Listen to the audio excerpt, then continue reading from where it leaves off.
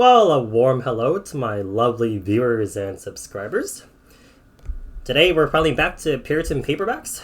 So today I'll be reviewing The Mortification of Sin by John Owen. And this is the abridged and made easy to read by Richard Rushing. So as you notice, it's a bit smaller. So it's not the entire work, because if you've heard of this work before, you might have heard it by the title here, Overcoming Sin and Temptation. And towards the end, I'll give you a little review of the readability of the two. So which one do I recommend out of the two? And of course, this is just one tiny part is what I'm trying to say. There's probably about 3 main parts, but I'll get to that in just a bit. And if you've heard of this book before, I think you've probably heard that popular phrase, be killing sin or sin will be killing you. So here, the mortification of sin, really, John Owen's getting at this, importance of just putting your sin to death. And let me start by showing you just a table of contents, because it'll give you an outline of what he covers in this book. So here, you can see introduction, what verse is he focusing on, why the flesh must be mortified, so why do you need to put the sin in your flesh to death? How does the Spirit help you in doing that? How does life and comfort depend on mortification? So in a spiritual sense, how does putting your sin to death affect, your spiritual life and comfort, your joy? What mortification is not? So things that people might think is actually killing their sin, but isn't. Then what is it actually in chapter 6? What mortification is. Point 7, or chapter 7, only believers can truly mortify sin. So it's not just behavior modification. Then there's also, the use of the law. So I'll do a book review on this in one of the future videos. But, obedience. Why is obedience important? The dangerous symptoms of sin. And then seeing sin actually for what it is. Because in this day and age, I think we are prone to taking sin a little bit more lightly. And then a tender conscience and a watchful heart. Both very important for the Christian. Humility, also very important for the Christian. And then some final concluding thoughts there. And honestly, this was a pretty good read. It's about 124 pages. I read it in about under 2 hours, I want to say. So actually, this is a worthwhile read. If you're pressed for time, highly recommend it.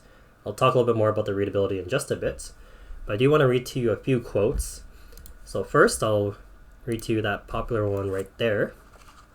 So this is what he's really all about. What does John Owen want you to understand?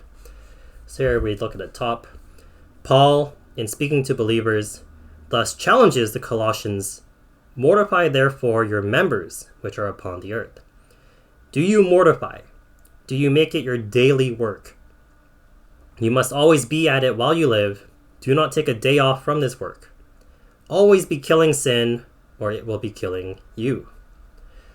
So that's the pretty well-known quote, I would say. I think most people, if they've ever heard of this work, that's the quote that stands out right away. That's the quote that people recommend. And there's a very true principle here. Sin is this enemy that you just cannot afford to, take a day off from killing. Because if you're not killing sin, then sin is going to kill you. And it's true of the Christian life. You're either making progress in holiness or you're starting to make progress towards backsliding. So there's plenty of analogies to imagine this kind of battle between sin and you. It's like maybe trying to swim like upstream where, every day that you are putting in effort to kill your sin, you are making a little bit of progress, right? But if you don't, then you're going to go backwards. Like you're forced to go back. I don't know if there's like the best analogy because, if you don't swim for a moment, I'm sure getting pushed downstream, you go quite a bit back. So I don't think that always happens. If you just, one day you don't do anything to put your sin to death, you're going to be like slide back like, a whole month's progress. Not necessarily true, but you will be pushed back at the very least. So here, John Owen's really trying to point out this important duty. You're either killing your sin or sin is going to have victory over you and it's going to put you to death. So if you choose between the two, be the one that kills your sin. Don't be the one that's, getting overwhelmed by sin and being defeated by it. So the rest of the book really expands on this principle. How do you put your sin to death? Why is it so important? And it's important in this day and age where holiness is maybe not as sought after as it is. But here I can share with you another quote on why it is important to put sin to death. So here, at the very top, right here, sin untunes and unframes the heart itself by entangling its affections. It diverts the hearts from the spiritual frame that is required for vigorous communion with God. It lays hold on the affections, rendering its object beloved and desirable, so expelling the love of the Father. The unmortified soul cannot say uprightly and truly that God is its portion, having something else that it loves. The soul and its affections, that should be full of God, cannot be full of Him, since it is entangled in worldly pursuits. Sin fills the thoughts with its enticements. First, it captures the thoughts, and if unmortified, it then seeks to make provision for and fulfill the lusts of the flesh. Sin breaks out and actually hinders duty. The ambitious man must be studying, the worldling must be working or contriving, and the sensual, vain person providing vanity for himself, when they should be engaged in the worship of God. It would extend this discourse too much to set forth the breaches, ruin, weakness, and desolations that one unmortified lust will bring upon a soul. And in point 2 here, sin will also darken the soul and deprive it of its comfort and peace. Sin darkens the soul. It is a cloud, a thick cloud that spreads itself over the face of the soul and intercepts all the beams of God's love and favor. It takes away all sense of the privilege of our adoption, and if the soul begins to gather up thoughts of consolation, sin quickly scatters them. So there, well, right away, if you've lived the Christian life, I think you know a little bit just about this untuning and unframing of the heart, and then this darkening of the soul. And by untuning and unframing, what I mean by this is our hearts are very limited in how we love. If I were to pick up different hobbies, I can't love them all equally. Like, let's say I start with 2 hobbies and I love them very much, and I pick up a third and a fourth hobby. Well, I can't love the first 2 as much if I pick up the third and the fourth. And likewise, with loving God and sins, you cannot love both equally. The Bible makes it clear that you can only serve one master. And likewise with sin and God, the more you love sin, of course, the much less love you have for God. It's either you love God or you love your sin. There's no choosing between the two. And the more that you are in sin and love your sin, the more your heart is prone to loving that far more than God. So if you do love those things, then you can't say God is your portion. The more you love, like, let's say, physical activity, the more you start to love like success and progress in the area, the more you start to love your body, right? The stronger and more control you have over it. So it's either the soul and its affections, it's either you're full of God or you're entangled, as John Owen says, with worldly pursuits. So don't have this mind where you're thinking, I can be split. I can, just let my sin go about. And there, even in point 3, perhaps I'll bring it up for you. So sin, it breaks out and actually hinders duty. So here it gives a couple of examples of people who are just engaged in pursuing their sin. But then it's going to bring that in contrast to worship of God. If you're a Christian, the worship of God, everything should be offered as worship to God. But if you're in sin, then you love those things. Those things, it's going to hinder your duty. You're going to have less time to offer to God. You're going to have less energy even to offer to God. And you have to choose. Do I serve God in these ways, or do I serve my sin in other ways? And John Owen's second point is quite important too. Sin will darken the soul and deprive it of its comfort and peace. And this, I think, is especially dangerous for Christians because You have knowledge of what is right and wrong. You know God's law, you know his commandments, but we sin against light. That's the inevitable truth. But, like a willing, like when I mean willing, I don't mean like negligence, where like, oh, I'm just not being careful and then I sin. It's like, oh yes, the pangs of sin are still there. But like where I know what is true and I like willingly still do the very thing that I know is sin, that's dangerous, because the moment you do that, you lose, peace in your heart. There you almost, if I could put it this way, like you lose assurance almost. Not that you can ever lose assurance in its entirety, but you wonder, right? Like you have these thoughts right after you commit the sin. Why in the world am I so wicked? If God has shown me so much mercy and grace, why do I still love this sin and fall back into this sin? So assurance there, right? Does God love me? Does God still accept me? Well, all of a sudden, you start to wonder, right? I committed such a sin. Is God now against me? Oh, something bad has happened. Is God disciplining me? Or is this a sign of God's displeasure towards me? And you can't help but wonder, right? So sin, God... Because it's true that, a Christian is still righteous. If you're in Adam, then you're in sin. But if you're in Christ, even if you commit a sin, you're still righteous. You're still declared righteous. You're not all of a sudden, a sinner to re-earn righteousness. But Christ's righteousness, God has declared you righteous out of what Christ has done for you. And if you're in him, then you're righteous. But that's not a license to sin. And when you do sin, it does take away that sweet communion and fellowship with God, that peace with God. All of a sudden, there's room for doubt. So when God's love comes upon you, those beams of God's love and favor, sin all of a sudden just like kind of casts its, it blocks it. Like, no, you're a sinner, you're unrighteous.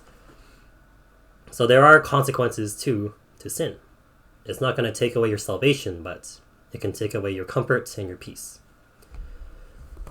And then the last quote that I'll pull up here before I give some final concluding comments. Here, this one is... the context here is sort of how do you cultivate a tender conscience, and then what are some instructions for that. I'll just read the preparatory direction number 6. So it's not here. It's on another page. But consider what occasions your sin has taken advantage of to exert itself in the past, and watch carefully at such times. So here the context is, be aware. When does sin have its greatest victory over you? So here we can point you up to the top.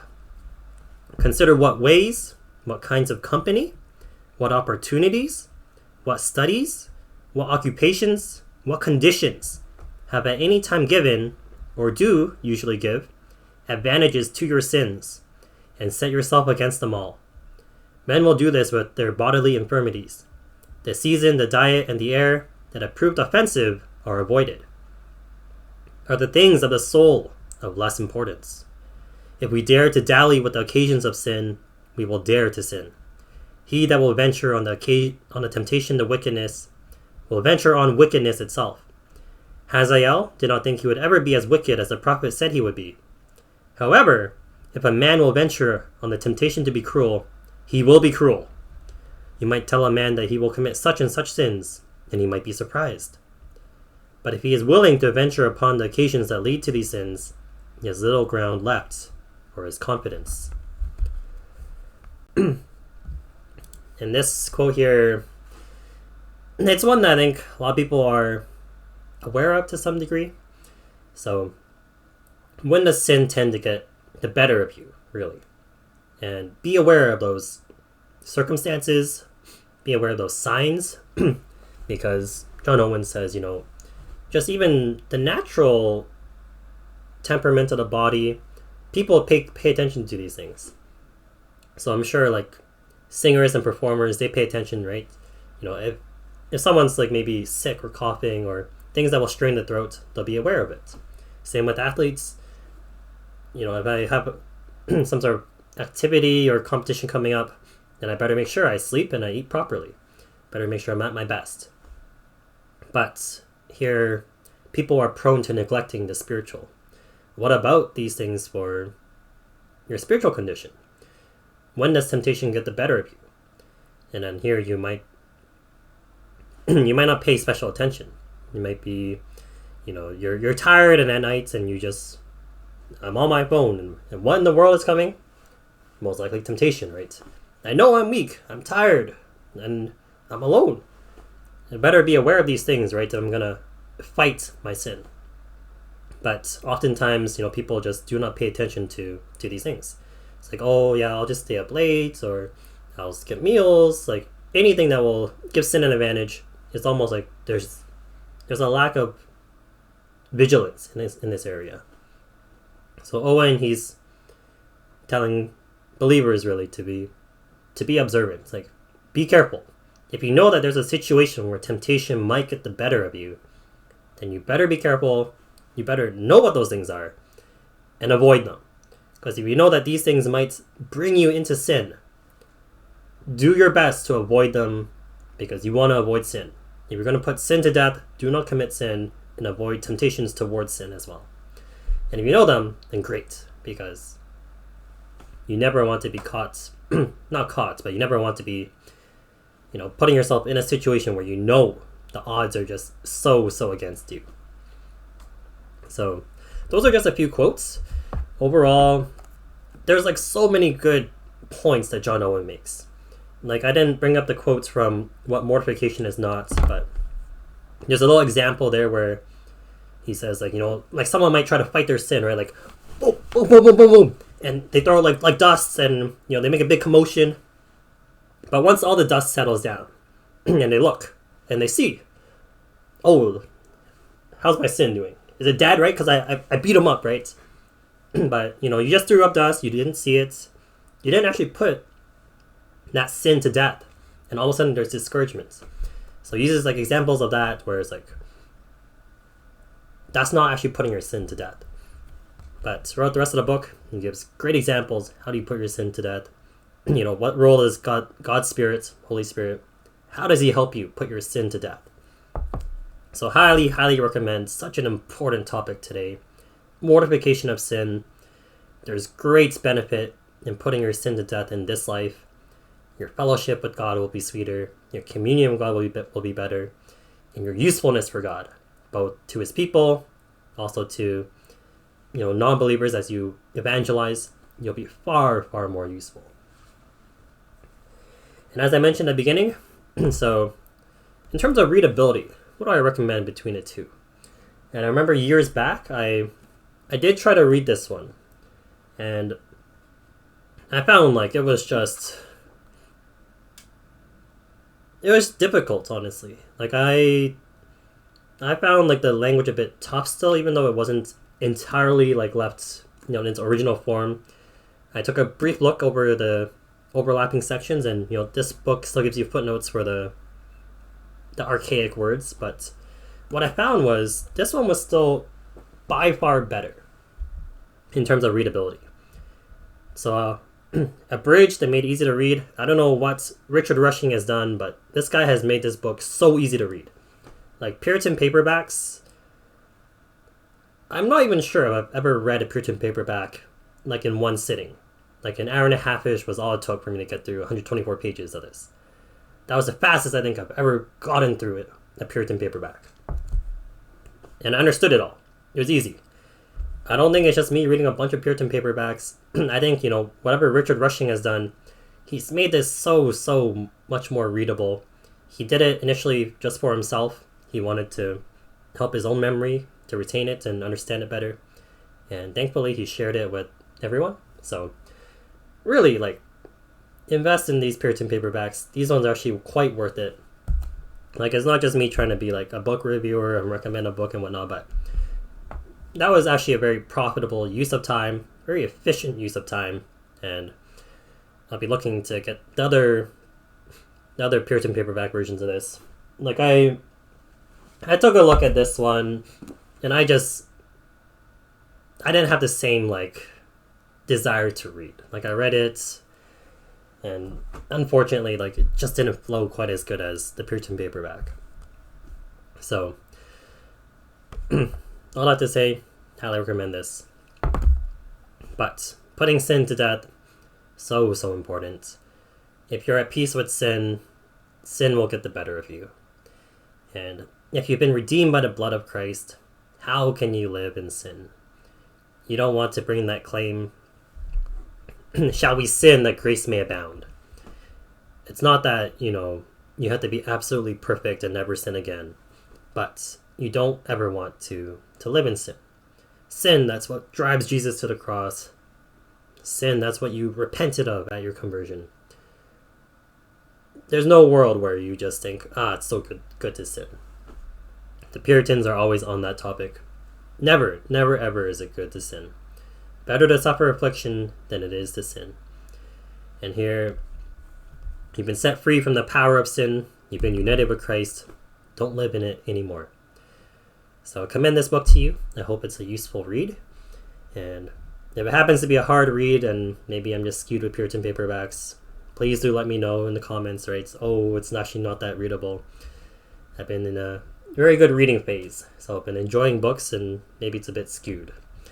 So there are a lot of book reviews on the waiting list or to be reviewed. So be on the lookout for those. I'll be trying to upload as often as I can. So thank you all for watching this and hope to see you in the next video. Grace to you all and peace.